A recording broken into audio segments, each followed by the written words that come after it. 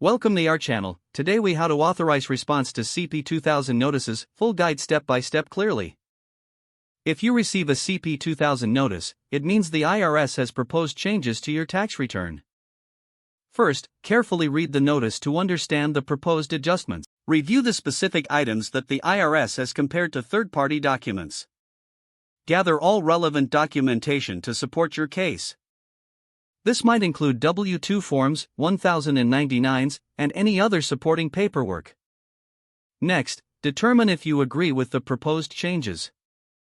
If you agree, follow the instructions on the notice to accept the changes. Sign the response and send it back to the address provided.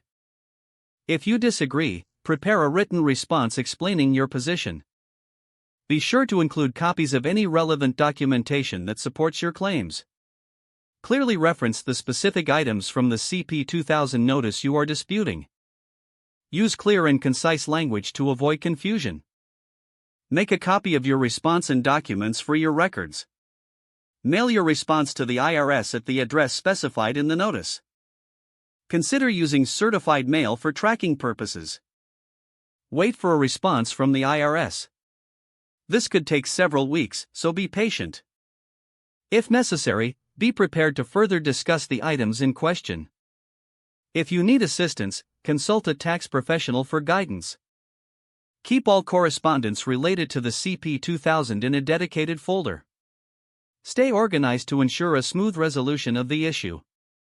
Monitor your mail for any additional correspondence from the IRS.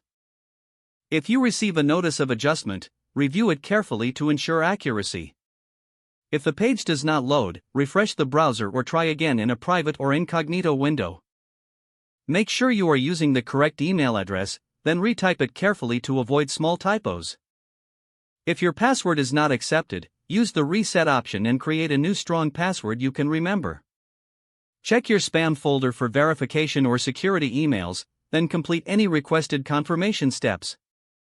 Enable two-factor authentication if available to improve account security and reduce unauthorized access risk. Don't forget to like this video and subscribe to our channel for more step-by-step tech guides.